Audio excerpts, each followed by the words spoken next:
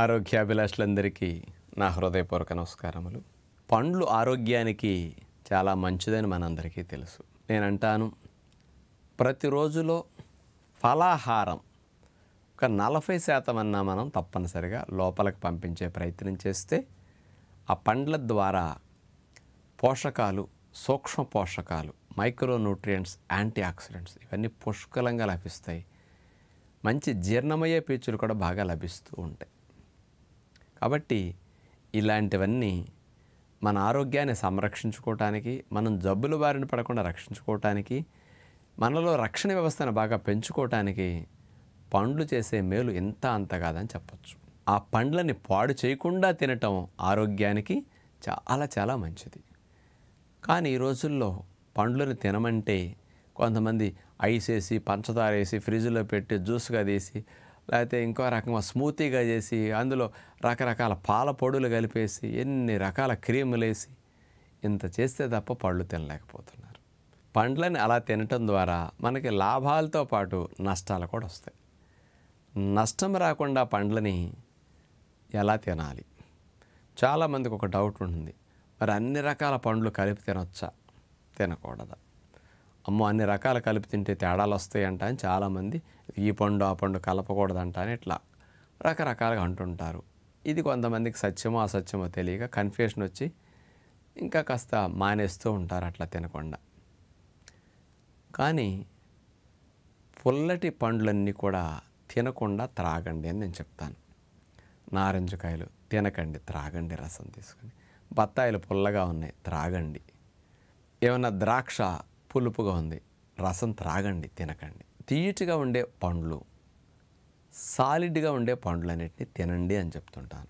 ఇక్కడ ఒక 4-5 రకాల 5 రకాల ఫ్రూట్స్ని మనం ఒకేసారి ప్లేట్లో పెట్టుకు తిన్నామనుకోండి, ఏమన్నా అవుతుందా అంటే ఏమీ కాదు. బొప్పాయిలు, రేక్కాయలు, యాపిల్, అరటిపండు, సపోటా, కాస్త పియర్ ఫ్రూటు, ఇంకేదన్నా కాస్త కావాలంటే కర్బూజా, ఇట్లాంటి ఏమన్నా ఫ్రూట్స్ 4-5 రకాలు 10 రకాలు ఎప్పుడన్నా పళ్ళు మొక్కలన్నీ ఉంటాయి, ఎవరైనా పెడతారు. అలా అన్ని ఫ్రూట్స్ని కలిపి తింటే అమ్మో ఏదైనా అవుతుందా అని ఎవరో అన్న మాటలు గుర్తొస్తాయి. ఏమీ కాదంటానికి నేను ఒక ఎగ్జాంపుల్ చెప్తాను. మామూలుగా ఎవరన్నా పెద్దల ఇంటికి పెళ్ళికి వెళ్ళామనుకోండి, బాగా డబ్బులు ఉన్న వాళ్ళ ఇంటికి, ఆ పెళ్ళిలో చూడండి 30-40 రకాల పైన పెడుతున్నారు. మనం ప్లేట్ పట్టుకుని ఇక ప్రధాన ఐటెం దగ్గరికి వెళ్ళి ప్రతిదీ తీసుకుంటాం, నోట్లో వేస్తాం.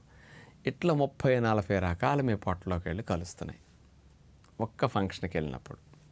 అందులో చూడండి ఏమేమి ఉంటాయి, వండినవి ఉంటాయి, కొన్ని వండకుండా పచ్చి ఉంటాయి, కొన్ని చల్లటివి ఉంటాయి, కొన్ని వెచ్చటివి ఉంటాయి, కొన్ని పుల్లటివి ఉంటాయి, కొన్ని తీపి ఉంటాయి, వెజ్ ఉంటుంది, నాన్ వెజ్ ఉంటుంది, నూనెలో దేవినవి ఉంటాయి, కొన్ని ఉడకబెట్టినవి ఉంటాయి.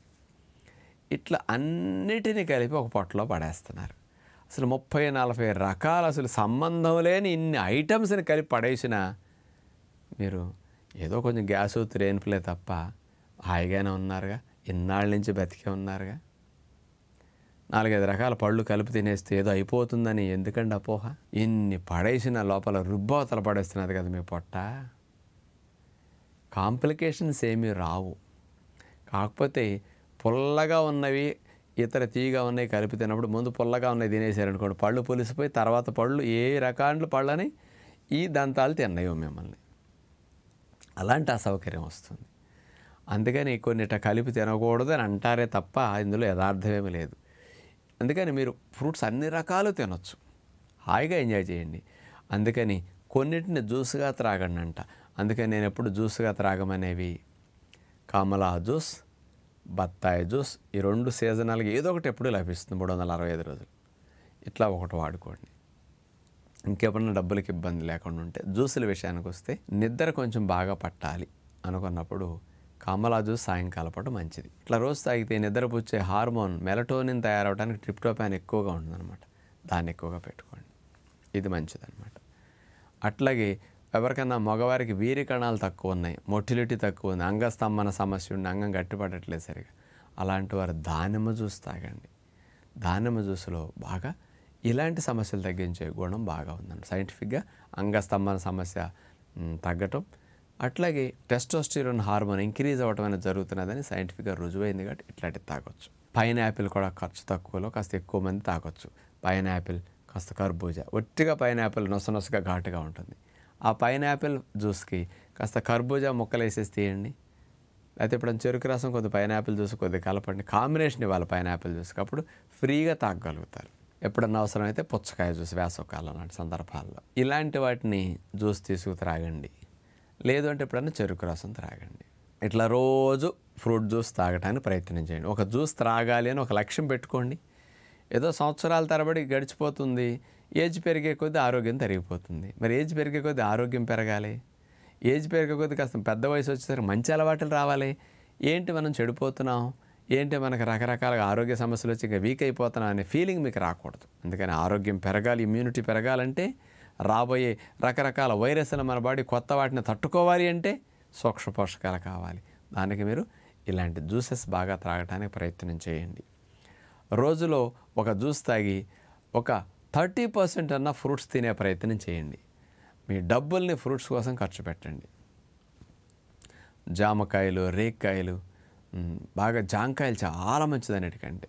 అట్లాగే చిన్న చిన్న రేక్కాయలు ఉంటాయి, అట్లాంటి రేక్కాయలు. దీంతోపాటు కర్బూజా, బొప్పాయి, పుచ్చకాయ, అట్లాగే నాటు అరటిపళ్ళు చిన్న సైజు ఉంటాయి, ఇట్లాంటివి చాలా చాలా మంచిది అనమాట. ఏ రకాలు దొరికితే ఆ రకం. ఇప్పుడు కివీ ఫ్రూట్ బాగా దొరుకుతున్నది, డ్రాగన్ ఫ్రూట్ కూడా బాగా దొరుకుతుంది, అందరు తింటున్నారు చాలామంది. అలాంటివి దొరికినప్పుడు, అవి నేరేడు దొరికినప్పుడు ఆ సీజన్లో వస్తాయి. ఏ కాలంలో ఏ పళ్ళు దొరుకుతుంటే ఆ పళ్ళని, వేసవకాలం మామిడి పళ్ళు, వర్షాకాలంలో ముఖ్యంగా మనకి సీతాఫలాలు, ఇట్లా దొరికినప్పుడల్లా ఫ్రూట్స్ తింటుండండి. రోజులో 30% ఫలాహారం తినాలి అని పెట్టుకోండి. సీజనల్ ఫ్రూట్ పెట్టుకోండి. సీజనల్ ఫ్రూట్తో పాటు సంవత్సరం పొడుగునా దొరికే ఫ్రూట్స్ ఉంటాయి, జాంకాయ, అరటిపండు, ఇతర ఫ్రూట్స్, అట్లాంటివి కొన్ని పెట్టుకోండి. అన్నీ కలిపి ఒక 30% ఫుడ్ ఫ్రూట్స్ అయి ఉండాలి. అందుకని డేలో 40% ఫ్రూట్స్ని మనం పంపించగలిగితే సూక్ష్మ పోషకాలు, యాంటీ ఆక్సిడెంట్స్ బాగా లభించి మనకు ఆరోగ్యం పెరగటానికి, ఇమ్యూనిటీ పెరగటానికి, వయసు వస్తున్న ముసలితనం త్వరగా రాకుండా రక్షించడానికి చాలా బాగా ఫ్రూట్స్ ఉపయోగపడతాయి. అందుకని ఋషులు ప్రధానంగా అంతకాలం జీవించడానికి ప్రధానంగా ఫ్రూట్స్ మీద ఎక్కువ ఆధారపడతారు. వాళ్ళు అచ్చంగా ఫ్రూట్సే కాదు, కొన్ని తింటారు విత్తనాలు, కానీ ఫ్రూట్ కూడా భాగం తినాలని లక్ష్యం పెట్టుకోండి. మీరు డబ్బుని పండ్లు కొనుక్కోవడానికి ఖర్చు పెట్టాలని ఒక నియమం పెట్టుకోండి. అస్సలు పండ్లు రేటు ఎంత పెరిగినా జీవితంలో పళ్ళు కొనుక్కోవడానికి వెనకాడకండి. అంత బాగా పండ్లు ఆరోగ్యాన్ని ప్రసాదిస్తాయి. రోజు అన్ని రకాల ఫ్రూట్స్ని ఇంట్లో టేబుల్ నిండా, టేబుల్ మీద అంతా కూడా రకరకాల ఫ్రూట్స్ బౌల్లో కనపడాలా. అంతేగాని టేబుల్ మీద పచ్చడి సీసాలు, స్వీట్ డబ్బాలు, స్వీట్ ప్యాకెట్లు, ఫ్రిడ్జ్లో ఇవన్నీ కాదండి. ఫ్రూట్స్ కనపడాలి. మీ పిల్లలు మంచి చూస్తుంటే మంచి తింటారు, ఏవి కనపడితే అవి తింటారు. అందుకని ఇవే పెడుతుండండి, పిల్లలకు మంచి అలవాట్లు వస్తాయి. పిల్లలకు బాగా 30-40% ఫ్రూట్స్ పెట్టండి, జ్యూస్ తాగించండి. మీరు కూడా తీసుకోండి అని విజ్ఞప్తి చేస్తూ నమస్కారం.